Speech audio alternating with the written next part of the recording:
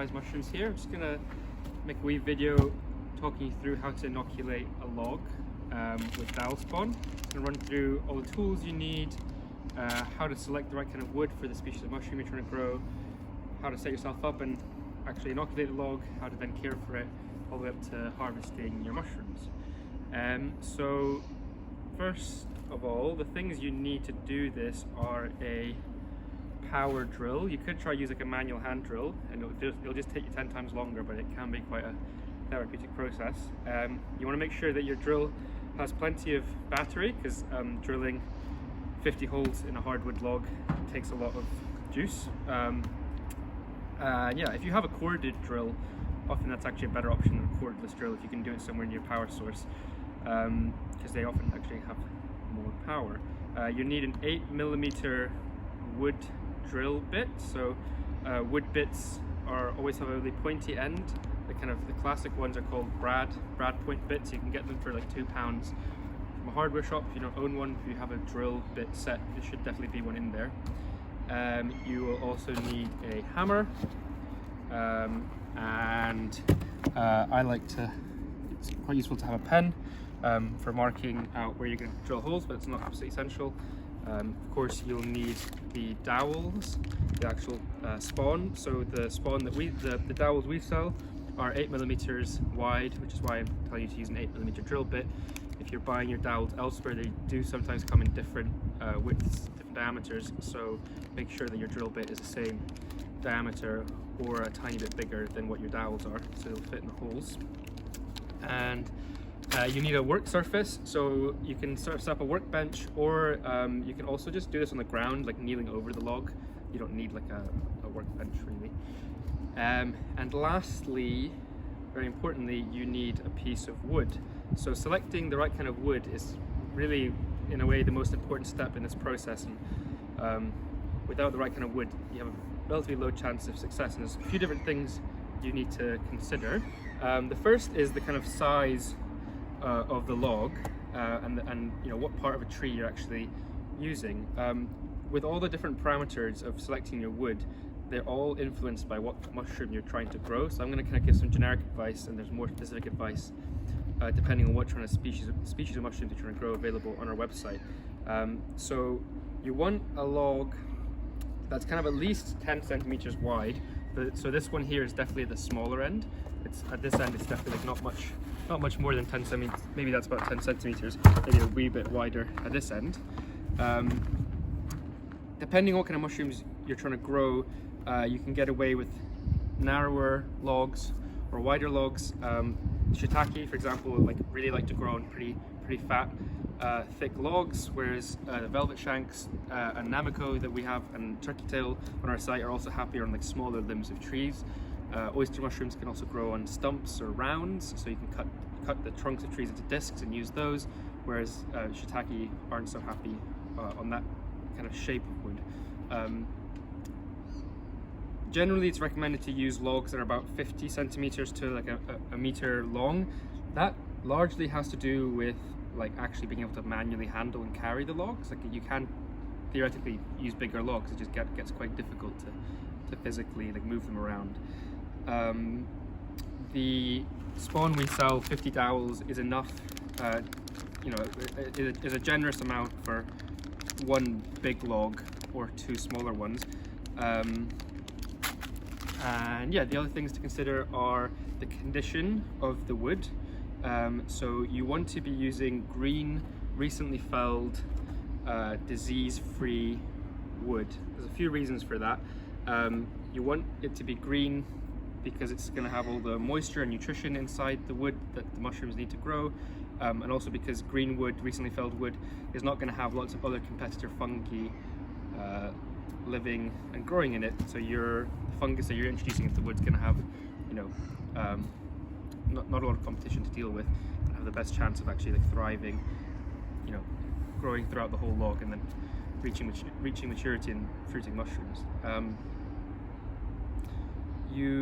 People have often asked us about whether you can use like diseased wood, because a lot of people right now are bringing down ash trees that have ash dieback. If you want to have like a really high chance of success, you shouldn't. But if you want to try and, you know, make use of that wood because you can find other use for it. It's definitely worth a try. There's definitely some fungal diseases that might not spread through the whole tree. The tree might get felled because, you know, earlier in it, but before it gets too unstable and weak, it becomes dangerous, and there might be like limbs of a tree that, although the tree has ash dieback, there might be limbs that are not actually that affected and are still like really good for growing mushrooms on. And yeah, you don't really want to use logs that have been lying on the forest floor or just sitting around for too long, because they'll either have dried out or they'll have lots of other fungi already growing in them. You will also need to consider what species of wood, of tree you're using. So most kind of gourmet edible wood loving you know, lignin saprotrophic mushrooms will only really grow on hardwoods.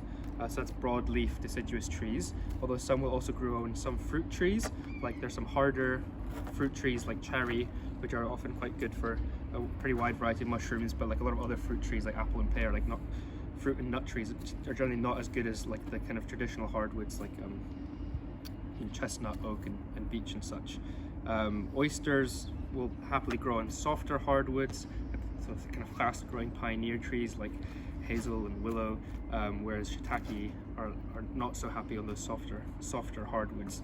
And generally speaking, not many gourmet kind of edible mushrooms will grow on softwoods. So softwoods are, you know, fast growing conifers, pines, firs, spruces, etc. But you can grow turkey tail mushrooms and Namako mushrooms on those softwoods. So there are kind of options for most types of wood. Today we're using this ash log, which has been sitting around here at the farm for, there's a date on there, but I can't read it, but it's sitting around here for ages, too long to try and grow a more kind of most edible species. But so we're going to inoculate it with turkey tail. Turkey tail is a medicinal mushroom. It's a bracket mushroom that you can brew into teas, and it's a super aggressive decomposer, and it's kind of the only species that I would recommend people use if you have a log that's been sitting around for quite a long time, because it's, yeah, it'll kind of grow on almost anything. And yeah, turkey tails will grow on softwoods, hardwoods, small limbs, big limbs, trunks, rounds, like anything you throw at it. It's super versatile and aggressive. The last thing to consider is kind of the season. So a lot of people ask us, you know, when should I do this? When can I do this? Winter is definitely a good time to inoculate logs because, you know, limbs and trees that are felled, well, most kind of trees are felled during winter anyhow, so it's when you are most likely to find logs. It's also when trees naturally, you know, tend to fall over, old trees, weak trees, or drop limbs during storms. But yeah, during the winter, deciduous trees basically store all their nutrients inside the wood, so there's a lot more nutrition available there for the mushrooms. So yeah, winter is definitely a good time to do it, but you can kind of do this any time of year. One thing to consider is that it's really important that your wood stays wet throughout the whole growing process, and kind of particularly important that it stays wet at the beginning when you have a relatively small amount of mycelium in the wood. So if you're doing this in the middle of summer when it's really hot, you can have to pay extra attention to making sure your log doesn't dry out, and you might also want to pre-soak your log by basically having it sitting in water for overnight before you actually do the inoculation. Because we're doing this on a, as you can tell, pretty it's wet wintry time of year when there's plenty of precipitation. I don't think it's necessary to pre-soak this log. It's going to be raining loads for the next few months. Cool, so that's what kind of wood. Once you've got your log, you're going to want to mark it out for drilling. So this whole process basically involves, you know, drilling holes into your log and then hammering in these furniture dowels. When you're cultivating mushrooms, there's kind of a basic principle regardless of what media you're using, which is that you want to try and get your spawn spread out as evenly as possible in your substrate. Fungi, when you're cultivating mushrooms, you know, the fungus that you're trying to grow will only fruit mushrooms when it's basically run out of food and run out of space. So if you can imagine, if I drilled lots of holes and put all these dowels at one end of the log, it would take the fungus quite a long time to reach the other end of the log and run out of food. And it would only actually produce mushrooms once it did that. Whereas if I distribute these dowels as evenly as possible throughout the log, all those different points of inoculation, mycelium will start growing from all the different points of inoculation and form networks that will eventually meet up. And once basically the mycelium has grown through the entire log, it'll then be ready to fruit. So spreading out the logs as evenly as possible is going to help you get to fruiting sooner, which is good because you obviously you kind of you want to be eating your mushrooms soon. But also, the quicker the fungus actually myceliates the log, the higher the chances of success. Because every day, every month that the mycelium hasn't fully consumed the log is more time, like increases the time window during which competitors could get in there and kind of undermine its chances. Okay, so the best way to get like a really even spread of dowels through the log is to mark out lines. I'm just going to do it like on this half of the log to save time and not do the whole log. But you can also you can do a little bit of maths and say if there's 50 dowels in this bag, you can maybe say that you'd want to do like say 5 on a long log like this. I would say to do 5 lines, 5 rows of 10 dowels. So this log's a bit over 1 meter long, actually probably 1.5 meters. So you kind of want to space the dowels like 15 centimeters apart. That way you can get 10, say like 1, 2, 3, 4, 5, 6, 7, 8, 9, 10 roughly on each row. So I don't know if you guys can see very well, but I'll mark out. You don't necessarily have to mark out your lines beforehand. I'm kind of doing this, it's useful in an instructional context, but you can just eyeball it. Depends if you're the kind of person who gets a kick out of precision or if you find it really boring. Mushroom growing is about having fun, so do what works for you. But yeah, so I would mark out my line, and then I would turn the log and do my next row offset between the first row. So I'm going to do it here, and between these two here, and between these two here, between these two there, right? And then I'm going to turn it the other way or continue in the same direction and do the same and mark my next hole between the two. And basically what you end up with is this very even diamond pattern that basically ensures that you're spreading the dowels like really evenly throughout the log. And you want to do this all the way around. I'm not going to do that now because this video would end up being half an hour long, and you can listen to me talk for long enough. But yeah, you do it all the way around, and basically the aim of the game is just to get these dowels spread out as evenly as possible. And generally speaking, people will just inoculate the round part of the log and not put any dowels in at the ends. It's kind of good to leave the ends blank because monitoring how the mycelium is growing on the kind of cut end of the wood can be a good way to understand like the progress of how the myceliation is going. Once you've marked your holes, you're ready to start drilling. So like I said earlier, you need an 8mm wood bit, and you want to put your drill on full power. So I'm going to put it onto drill mode. You have different modes on your drill, and in second gear, and just full pelt, because it'll just be a lot quicker if you put it on full power. Obviously, please be careful. If you don't know how to use a drill, ask someone near you. These things are pointy. If you have long hair, make sure to tie it up, because getting your hair caught in a drill is really unpleasant. Also, like anything that can get caught in a drill, it's kind of best to tuck away. Try not to be wearing a scarf or anything like that. And yeah, you just start drilling. These dowels are 40 millimeters, like 4 centimeters long. So you want your hole to be at least 4 centimeters deep. Some people like to put a little marker on their drill bit, but I found that whether you use a paint pen or a Sharpie or a piece of tape, the marker always just disappears from the friction of the drill bit moving through the wood. That's what's supposed to happen.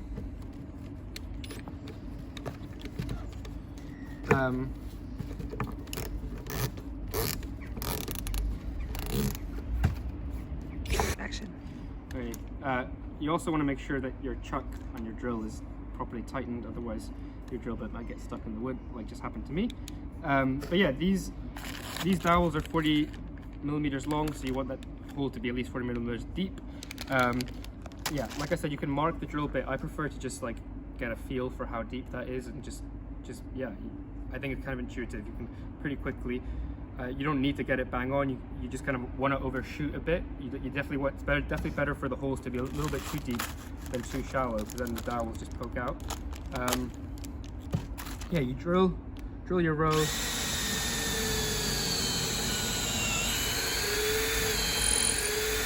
Holes. Take a dowel. And whack it in. Sometimes the ends of dowels start to split a bit. Obviously this fungus is, decomposing this wood, so it does kind of lose some structural integrity, and when you are whacking it's super hard with a hammer, it's kind of normal that it might like split at the end. Don't worry too much about it. Now and you just basically just continue along the whole log until you've got all your dowels in. This is a part of the process that kids always love getting involved with. Obviously, like, try and be careful that they don't smash their fingers. You can use a rubber mallet. It's like a little bit safer, but definitely like a lot slower, because yeah, they are like pretty tight and snug, so rubber mallet, like, it is a lot easier to do with a proper metal hammer. Depending on the species of wood you're using, species of mushroom trying to grow, sorry, there's one extra step that might be necessary, which is to actually seal up all these dowels with hot wax. So more kind of less aggressive species like lion's mane that we sell, or you have a much higher chance of success if you basically protect the log by sealing in moisture and sealing out competitors using wax. So you would basically need to heat up some wax, like on a camping stove. Try and make sure to use a natural wax like beeswax or soy wax, and then with a paintbrush paint over all the dowels once you're finished. It's also often recommended to try and paint over the ends of the logs or any like obvious like kind of gashes. So this log has lots of bark missing, which is like not ideal, but again, because I'm using turkey tail, I don't need like a perfect piece of wood. But yeah, kind of just sealing up all the gashes, any gashes in the wood, again, just kind of helps to keep other competitor fungi out, which is always helpful. Once you've finished smashing in your dowels, you're ready to put your log away. So the most important thing is just to keep your log somewhere kind of shady where it won't dry out. So you could do this indoors, like you could leave it in a shed, leaning up against a wall. Most species, like oyster and shiitake, a lot of the edible species, they don't want the wood to be overly wet, and you're gonna have a better chance of success if you actually keep it out of contact, like with damp soil, because that damp soil is just like a vector, an opportunity for other fungi to get into the wood. So actually, like somewhere like a shed is a good option for those. Whereas we have other species like Namako that need to be in a really damp environment, and you actually have to partially bury in like a wood chipper or compost bed. So there's more specific instructions on the website for each species, but really, regardless of what mushroom you're trying to grow, the priority is to make sure the log never dries out. Depending on where you live in the world or the climate's saying, that might require like no intervention at all. If you live on the west coast of Scotland and it's raining all the time, just leave it in your garden and you'll be grand. Over here in Edinburgh, it's pretty dry a lot of the year, so it's good to kind of monitor the log and just give it a good soaking with a hose every few, during dry spells.